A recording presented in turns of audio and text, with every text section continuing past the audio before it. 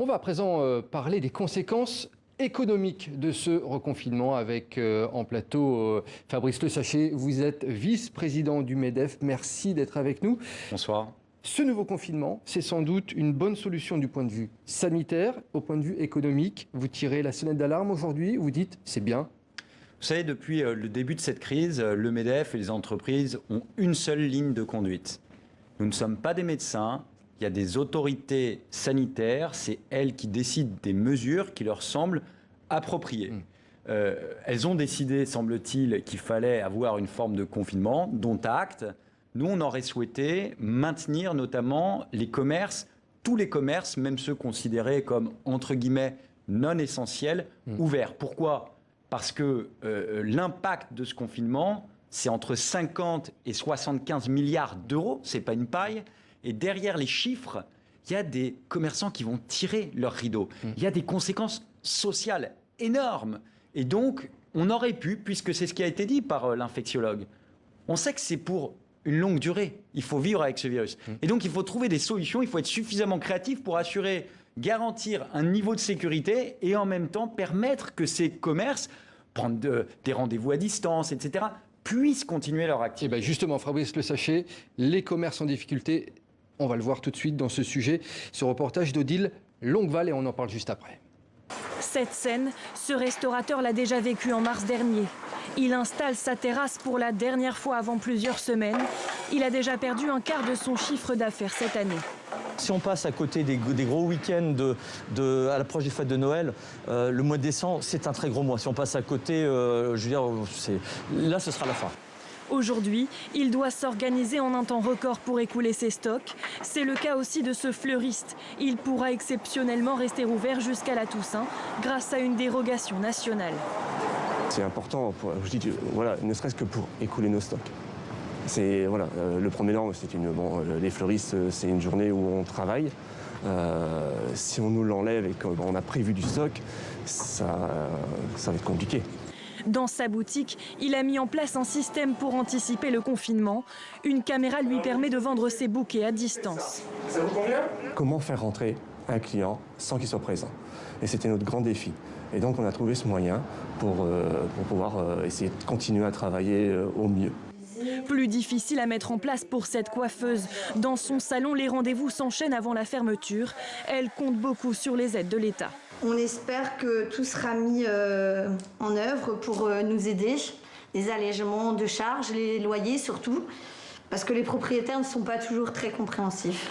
Autre secteur, les marchés alimentaires pourront quant à eux rester ouverts, sauf avis contraire des préfectures. Et Patrice Ferrus nous a rejoint en plateau. Bonsoir Patrice. Bonsoir Nicolas. Un nouveau confinement s'annonce donc dès ce soir. Combien a coûté le précédent, celui de mars-avril ? Alors, il faudra se rappeler quand même qu'il n'y a eu qu'un seul mois entier de confinement, c'était en avril. Le mois de mars, de mai, c'était pas tout le mois, mais ça ne change pas grand-chose.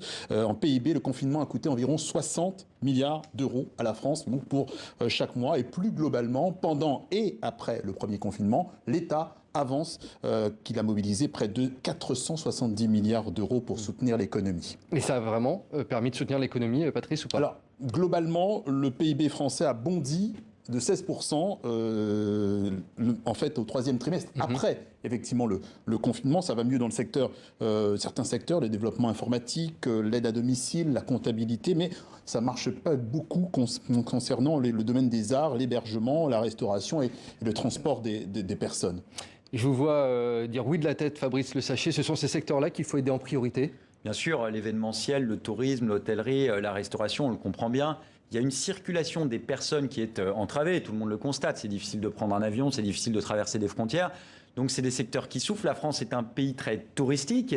Donc évidemment, toutes les activités également où il y a des rencontres entre personnes, les activités sociales, c'est compliqué. Il y a 330 000 commerçants qui aujourd'hui sont touchés par ces mesures de restriction. Et vous savez, la période de novembre, entre le 1er novembre et le 15 décembre, c'est la période préfète où ils font beaucoup de leur chiffre d'affaires. Et donc c'est la triple peine. Parce qu'ils ont eu le premier confinement, ils ont eu la réforme des retraites avec les manifestations, ils ont eu les gilets jaunes.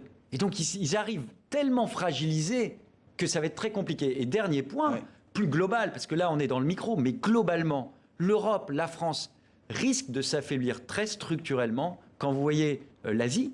La Chine qui va faire 1,8 point de croissance cette année, les pays de l'ASEAN qui ont une croissance quasiment tous positive. Et donc là, je dis, pour notre outil industriel, pour nos savoir-faire, pour nos entreprises, pour préserver les compétences, il y a un risque de décrochage de l'Europe. Fabrice Sachet, vous pensez que c'est déjà, d'ores et déjà complexe, c'est déjà fait, la période de Noël, la période des fêtes, c'est pas rattrapable? On est optimiste par nature quand on est entrepreneur, même si aujourd'hui c'est très dur d'être optimiste. Mais on doit l'être, c'est un devoir. Donc peut-être qu'il y aura des rattrapages, mais si le rattrapage c'est Amazon, je ne sais pas si ça fera l'affaire des commerçants en France. Voilà, c'est tout. Et vous, aujourd'hui, vous lancez un appel. Vous allez acheter chez les petits commerçants, c'est eux qu'il faut faire vivre plus que les grandes succursales sur Internet. Écoutez, moi je lance un appel, en tout cas déjà je le fais moi, je vais chez des commerçants qui payent leurs impôts pour la plupart en France, et puis effectivement qui contribuent à la vie de la cité. Fabrice Le Sachet, c'est pas évident quand même pour le gouvernement de trouver un juste équilibre entre sécurité sanitaire et survie économique. Le dialogue que vous avez avec le gouvernement, je suppose qu'à chaque fois il est sur une corde raide, non ? Alors il faut déjà des mesures de soutien, et ça le gouvernement le fait plutôt bien. Il y a les prêts garantis pour les entreprises, il y a les reports de charges, il y a l'activité partielle qui permet de sécuriser le salaire des employés et qui préserve leur pouvoir d'achat.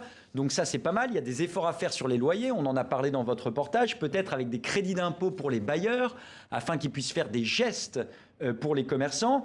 Et après, il faut être créatif. Il faut qu'on améliore les systèmes de traçage. Vous savez, on a tous cette application. On sait très bien qu'elle fonctionne assez moyennement. Il faut améliorer ça très rapidement. Il y a les tests rapides. On peut les déployer dans les aéroports. Il y a déjà, je crois, Marseille qui le fait. Paris, il y a des solutions. Il ne faut pas se dire qu'on est passif. Il ne faut pas se dire qu'on n'a pas la main dans cette crise. L'État est très dépensier actuellement. Est-ce qu'il va pouvoir faire ça à l'infini ou pas ?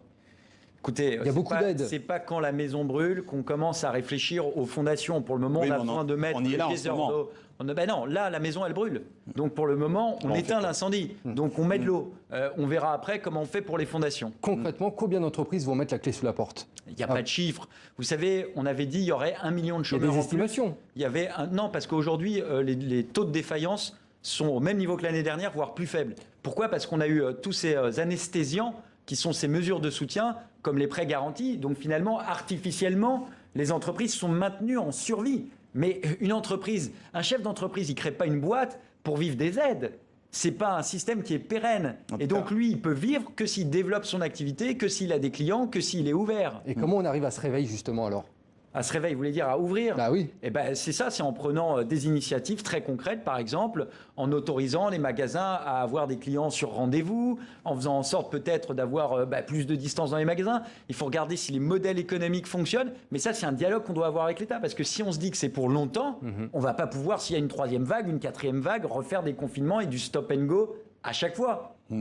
En tout cas, il y a une menace de récession qui est claire avec ce 4e trimestre. Et dès cette année, on parle déjà de déficit public à peu près un peu plus de 10% du PIB cette année, soit environ 220 milliards d'euros, alors que l'an dernier, c'était 3 fois moins. On était à près de 73 milliards d'euros. Et ça pourrait être pire en 2020. C'est ce que vous dites. Pour vous, vous redoutez que ça devienne encore plus grave ? Bien sûr, après, il y a les prophéties auto-réalisatrices. Donc oui, c'est une situation très compliquée.